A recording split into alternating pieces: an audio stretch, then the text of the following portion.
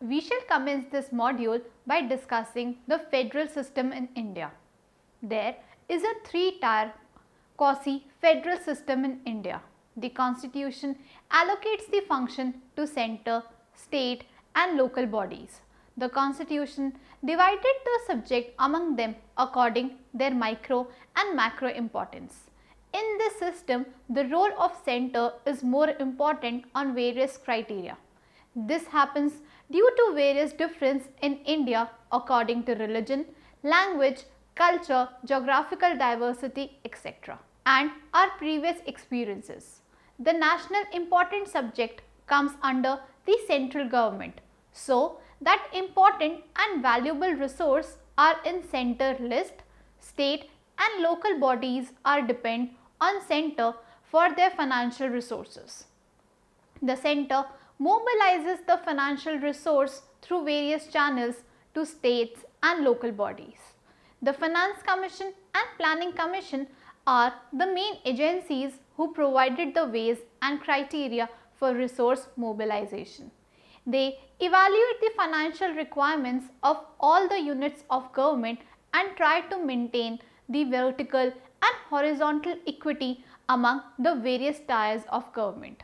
After the change economic atmosphere introducing the GST and the changing role of Planning Commission to Policy Commission, we require the change in measurements of resource mobilization. The 14th Finance Commission gives some measurement in this direction.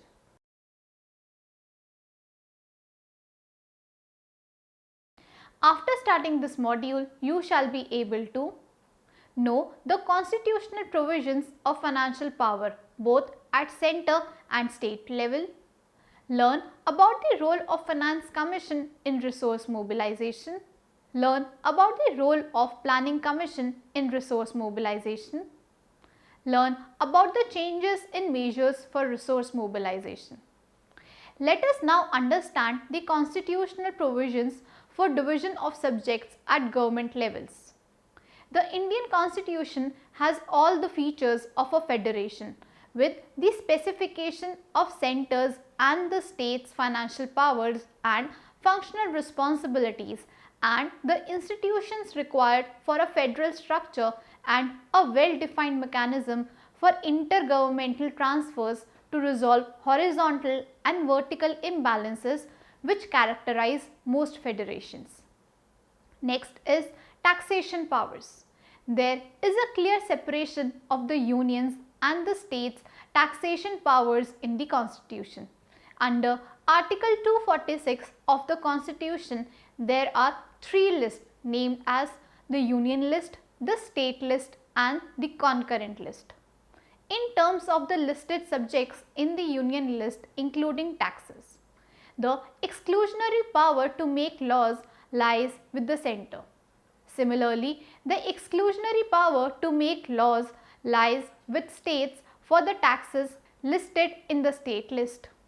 No taxes are listed in the concurrent list.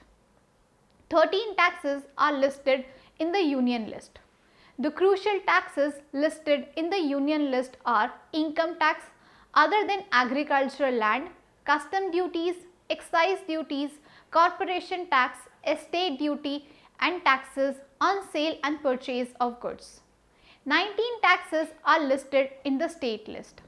The important taxes listed in the state list are land revenue, taxes on agriculture income, taxes on land and buildings, taxes on mineral, duties of excise on alcohol, taxes levied on sale and purchase of goods excluding newspapers, taxes on goods and travellers carried by road, taxes on vehicles, taxation on professions, taxes on luxuries including on entertainments, taxes on admission of goods into a local area and taxes on advertisements other than those published in newspapers and broadcast by radio or television.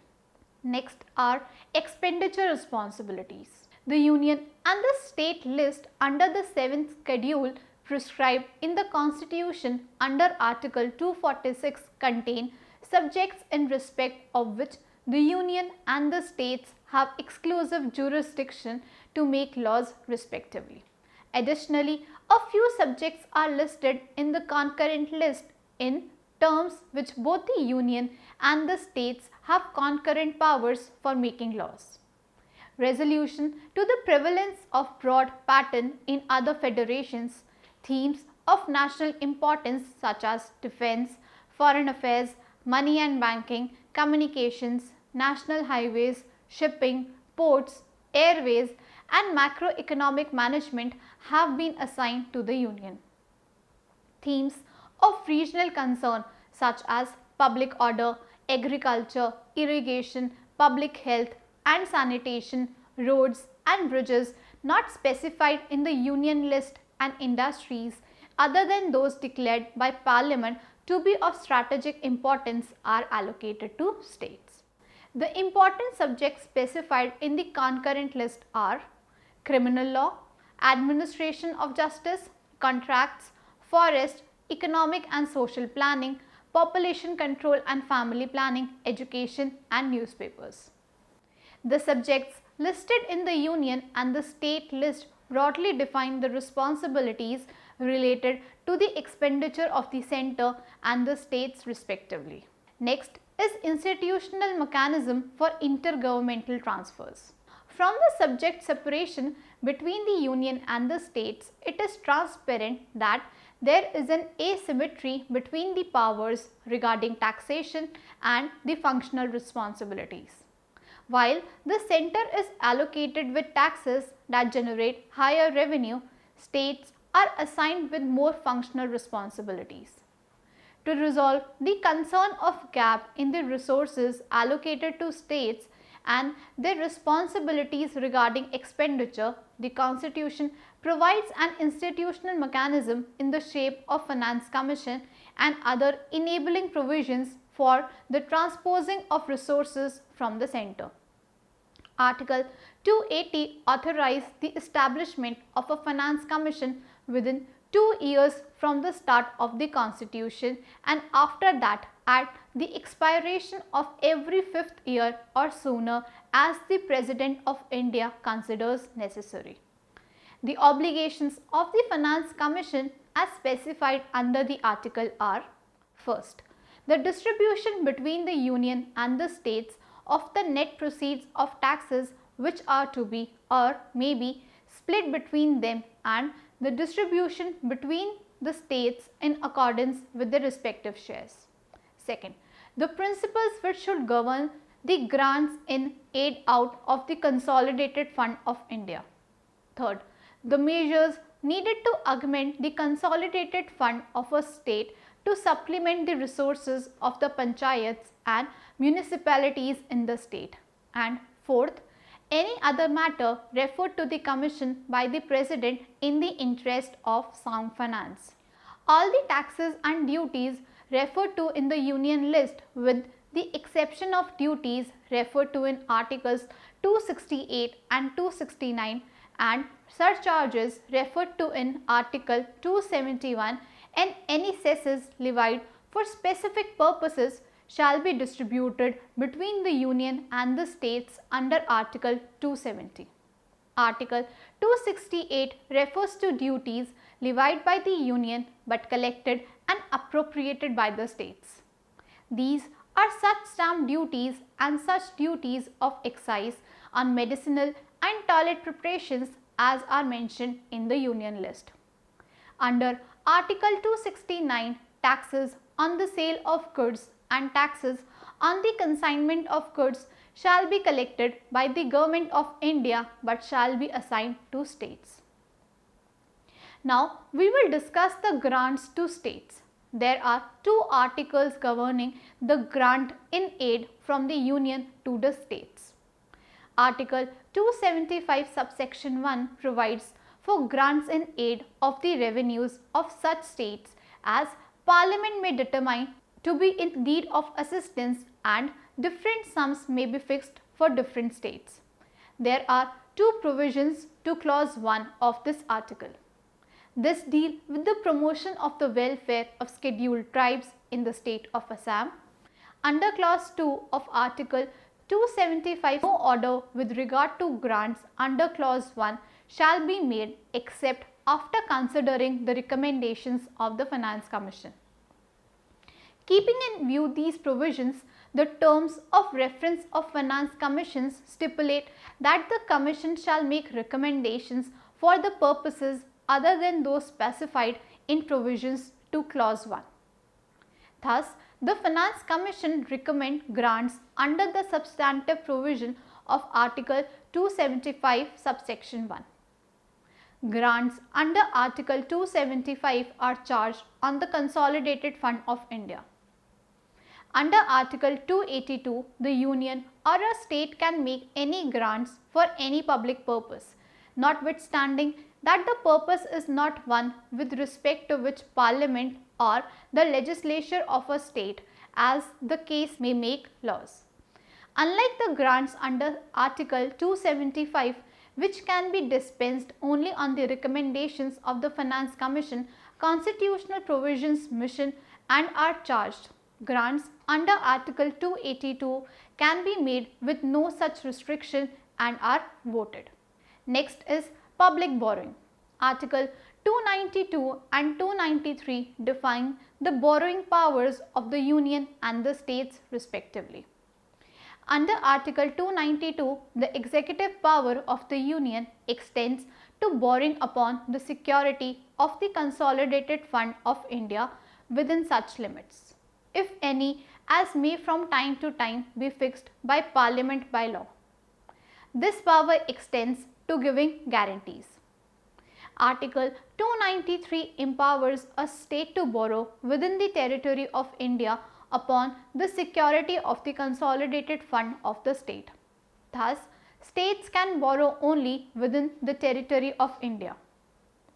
Clause 2 of Article 293 imposes the condition that a state may not raise any loan if any part of the loan extended by the Government of India remains outstanding.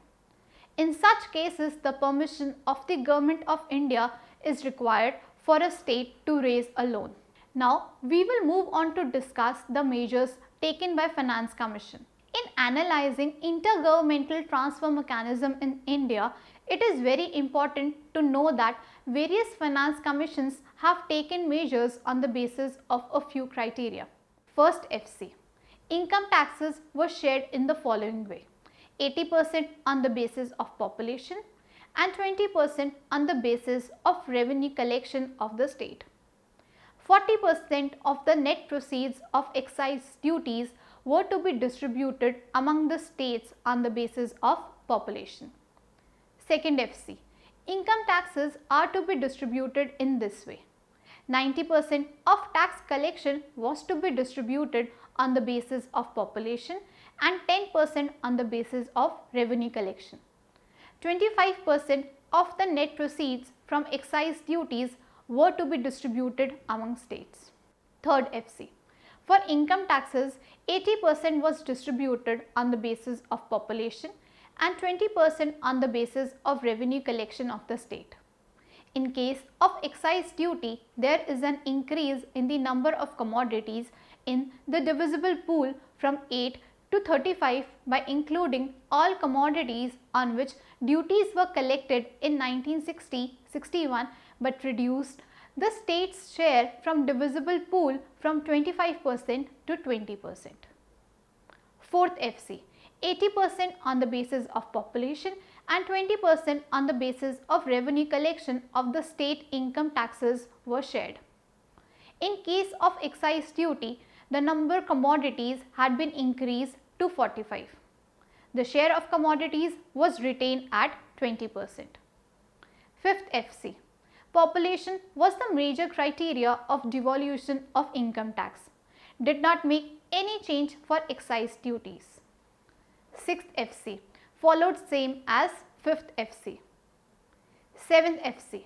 Population became the major criterion of devolution of income tax. For excise duties, 7th FC raised the state's share to 40% of the net proceeds. 25% weightage was equally given to population. Increase in per capita income of the state. the percentage of poor in each state, a formula for income equalization between states. 8th FC. For income taxes, first 10% on the basis of income tax collection. Second, out of remaining 90%, 25% on the basis of population, 25% on the basis of inverse of per capita income of the state multiplied by population, 50% on the basis of the distance of per capita income of a state from the highest per capita income state multiplied by population of the state. For excise tax, 8th FC raised state share to 45% and introduced the same formula as 7th FC for 40% of proceeds and retained 5% share to distribute that among deficit states. 9th FC. For income tax, 9th FC basically followed the above formula with minor modification. 9th FC added one more criterion, that is backwardness of states based on population of scheduled caste and scheduled tribes. Number of agricultural labourers in different states as revealed in 1981 census. According to FC, the composite index will correctly reflect poverty and backwardness of a state in large measure. The states having large share of these components were required to bear substantial expenditure responsibilities. 9th FC proposed to distribute the entire amount of 45% as a consolidated amount. The formula used was 25% on the basis of 1971 census, 12.5% on the basis of index of backwardness, 33.5% on the state of per capita income of the state from highest per capita income state, 12.5% on the basis of income adjusted total population, 16.5% among states with deficits after taking into account their shares from all shareable taxes. 10th FC. For income taxes, 10th FC proposed first 20% on the basis of population of 1971, second 60% on the basis of distance of per capita income of a state from that of state having highest per capita income, third 5% on the basis of area adjusted, fourth 5% on the basis of index of infrastructure, fifth 10% on the basis of tax effort. 9th FC distributed 47.5% of net proceeds from excise taxes among states. Using the same formula as used in sharing of income taxes, 40% of excise taxes were distributed among major states. Remaining 7.5% taxes were distributed among deficit states. 11th FC. Share in taxes. First, 10% on the basis of population. Second, 62.5% on the basis of distance of per capita income from that of state having highest per capita income. Third, 7.5% on the basis of area. Fourth, 7.5% weight is given to index of infrastructure. Fifth, 7.5% weight is given to fiscal discipline. 12th FC. 25% on the basis of population 1971, 10% on the basis of area, 50% on the basis of income distance, 7.5% on the basis of fiscal discipline, 7.5% on the basis of tax effort. 13 FC.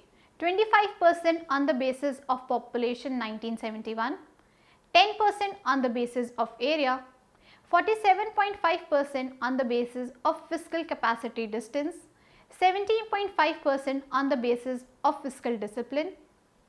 Moving on to discuss the measures taken by Planning Commission. The Planning Commission on the other hand transfers resources on the basis of population, per capita income tax effort, fiscal management, literacy, land reform, etc. The transfer of the Planning Commission is based on a formula where 30% of the transfers are in the form of grants and 70% as loans. States cannot accept only grants without taking loans. Thus, grants and loans are tied together. The formula used by the Planning Commission in transferring resources to the states. 60% of the Planning Commission's transfer is based on population of the state. 15% of transfers are based on the following formula. 7.5% of resources are transferred on the basis of A. Tax effort, B. Fiscal management, include the speed of utilization of committed foreign aid and states' performance of revenue collection, and C. Progress in respect of national objectives. And another 7.5% of transfers are allocated to meet special problems of the state such as population control, literacy and land reform. The remaining 25% of transfers were made on the basis of per capita state domestic product SDP based on the following formula. 20% was given only to states with less than average per capita SDP on the basis of the inverse formula, and the remaining 5% according to the distance formula. It have been used revenue effort, budgetary deficit and distance of state per capita income from highest per capita income state as the three important criteria in the devolution of transfer by the central government. It is also observed that population is used as the important criteria of formula based transfer. Let us now understand the changes in measures for resource mobilization. After 1991, the role of state has been changing after adopting the new economic reform policy. After this, the importance of large level planning at center and states level is decreasing. The market is playing wider role in economic activities. The role of state in this economic and social activity is increasing, so that states require more resources to meet out his responsibilities. Some states have come in debt trap so that they are unable to function properly. But the states are very much depending on center for financial resources. These are the problems identified by various finance commissions in their recommendations. It states that it is required to transfer more resource to states with help of new measurements, which can achieve the new fiscal targets. The 13th Finance Commission states in its recommendation that there should be greater financial autonomy for the state. The federal system should move toward the sound financial states in place of center, because the most of the economic and social responsibility come upon the states. They require more resources for these responsibilities. Now they have come in debt trap. The burden of debt on states should be decreased. There should be a roadmap to bring out the states from this situation. So there is time limit to control their revenue deficit till the 3% of their SDP. It different for general and special categories states.